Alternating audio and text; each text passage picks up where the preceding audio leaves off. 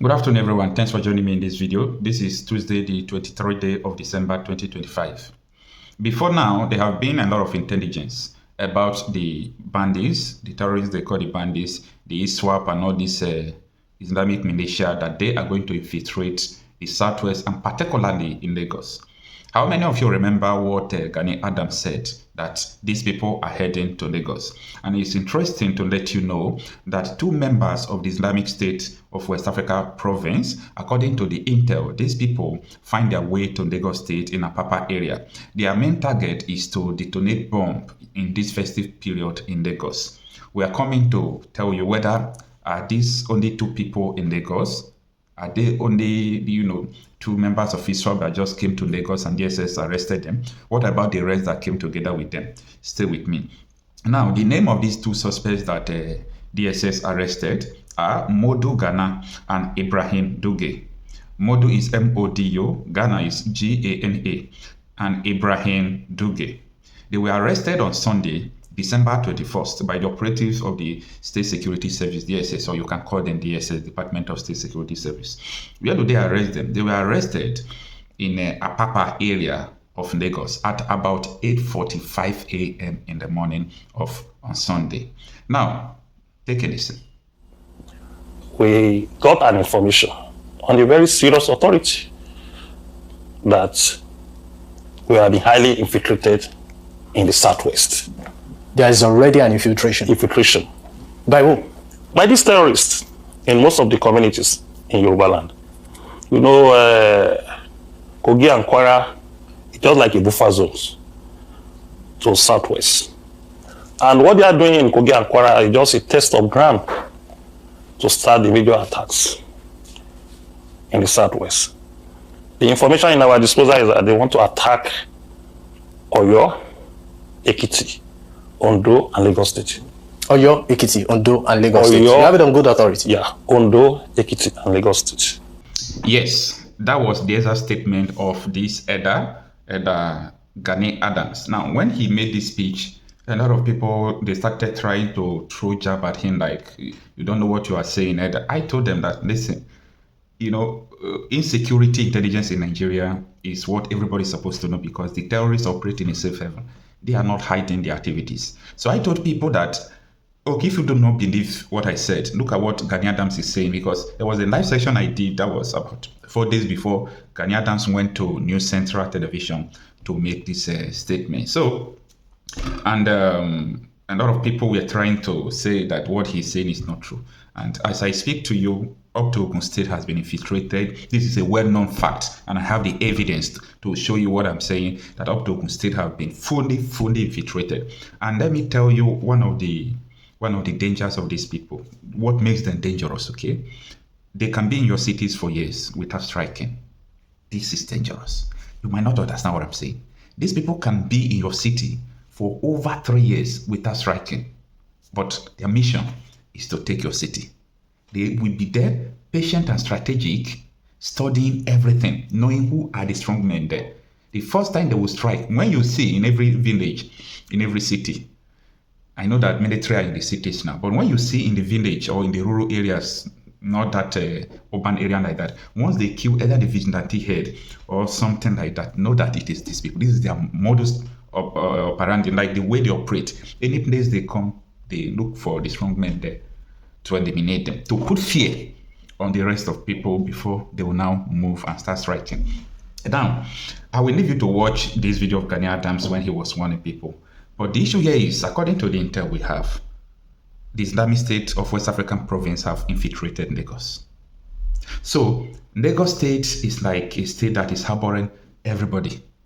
You understand? People from the north, people from the southeast, people from the southwest, people from the southern Nigeria, middle belt. Lagos is harboring many people because of the federal investment, and in Lagos was the federal capital territory there. So if these people target Lagos and start destabilizing Lagos, it's going to be, the evidence of what we have been saying since. Now, DSS have arrested two, but the intelligence we got before now was that these people are going to enter Lagos, and these people don't go into. That is the fear.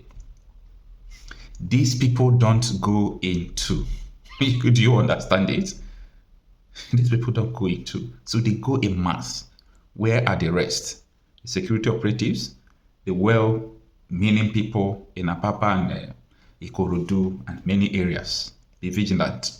These people plan to strike in multiple locations in Lagos this festive period. Be alert. On this second half of the program, I had to sit down with Iba Gani Adams to discuss banditry in the southwestern part of the nation and the broader security situation in the country. He condemned the Kwara killings and warned of a looming crisis. Take a listen. Gani Adams, thank you so much for your time. You're welcome. All right, I remember the last time we had a sit-down, a conversation on this program. It was during the Babala attack, the same Kwara state. Okay. Even though it was a very brief interview, you did highlight some concerns during that interview. Now, I think about 2-3 weeks, fast track, we are talking about another attack in the same Kwara state, Eruku local government, the CAC church. What is going on within Nigeria's southwest?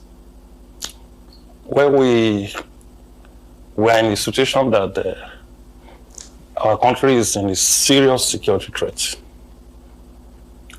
What is happening in most of the states now call for concern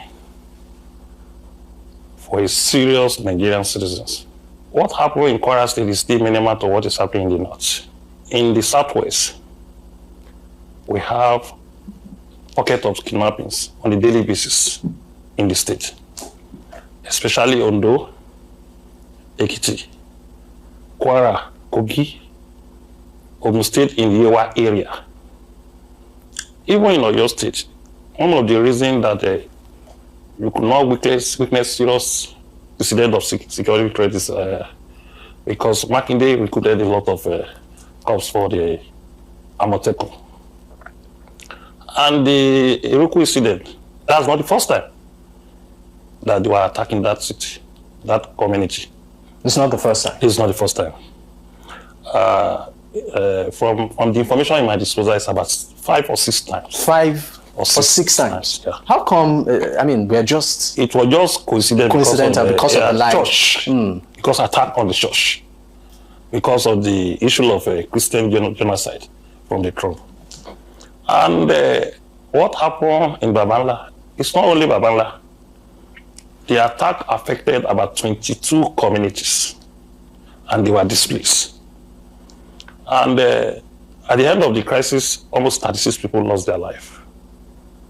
Having the good authority that those Kwara State recruited for State Forest Guard, few of them, about 10 of them out of 36, they paid them 10 million naira. They paid 10 million naira to their family to compensate them. But what of the other people that did not belong to the security structure of the state were not being paid? And moreover, we hold a press conference on Tuesday. And what is the reason behind that press conference? We got an information on a very serious authority that we have been highly infiltrated in the southwest. There is already an infiltration. Infiltration.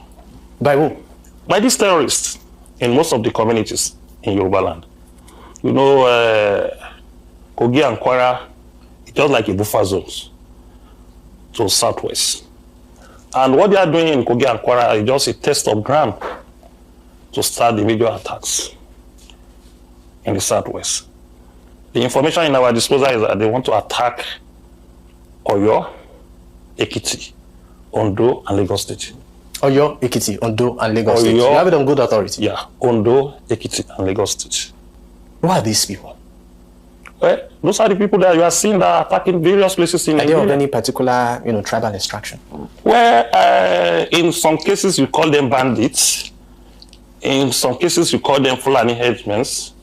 But when you are talking of international terrorist organization, we have ISIS and ISWAP in Nigeria. We have Boko Haram too. And the 3 name was just a popular name, but different pocket of groups break from those organizations. And I can tell you authoritatively that this thing is being coordinated by some foreigners. It goes beyond Nigerians. And one of the reasons behind this attack is three issues. It's religion motivated. It's economic motivated. And ethnicity is there. And different groups have their own way of target on the basis of their own ideology. When you see the crisis is flowing from the northeast to the northwest, north centers. And I was surprised when I heard the governor of Benue State that there was no Christian genocide in the state yesterday. I was shocked. And the governor was a religion leader before he became a governor of the state. Even we that was not living in Middle Belt, we are being worried, seriously concerned about the incident that is happening in Benue State and Plateau State. And on a daily basis, we got information of attack from different communities. And I don't know how this man wants to classify genocide. When a race is attacking other race and try to wipe them out of the system or from the state or community, there is no way you can classify it as genocide. And majorly in the population of Plateau State and Benue State, Christian are majorities. And the location this attack is being coordinated, affected, was Christian area. As the area on the Kakampo of Yoruba land, I have the duty and responsibility to inform my people, to inform Yoruba people that we should be vigilant, we should prepare ourselves, we should inform the relevant authority if we see any strange face, any strange movement in your community, because we realize that if you don't give us that information, there's no way we will act. I have written a letter to the Southwest governors since January last year that there is need for us to partner. Security is not about the government effort alone. In the situation we have now, all hands must be on deck. Where has the government been getting it wrong in this fight? Because we recently saw Mr. President rejig his security chiefs.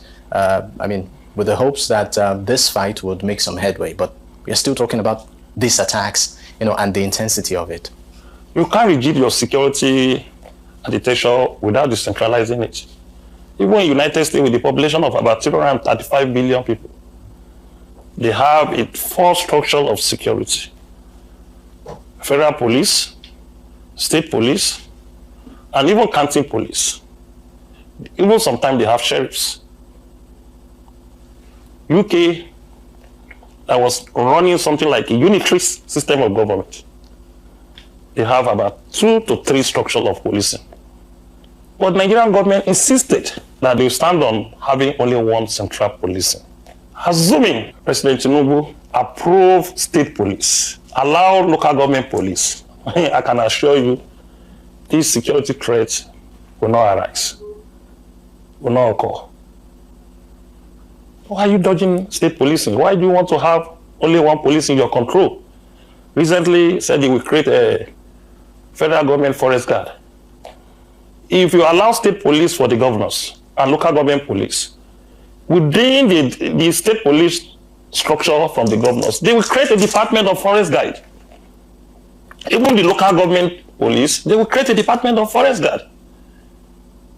The allocations to the local government have increased seriously, like 300%.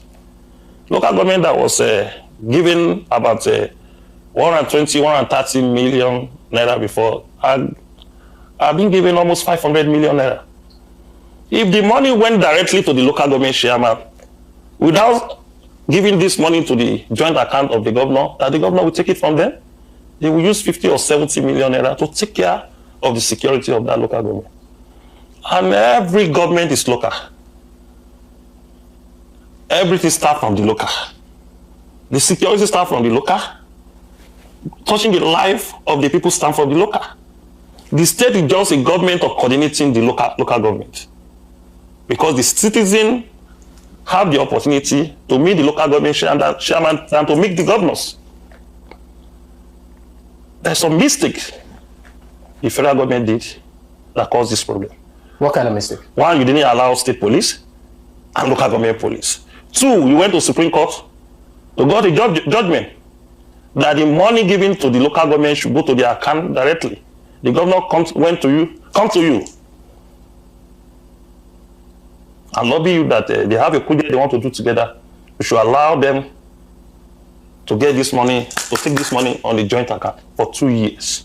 And the local government chairman realized that in the role of giving them allocation, they are giving them 500 million naira. Some governors are giving them just 30 million naira. They will fold their hand on the issue of insecurity.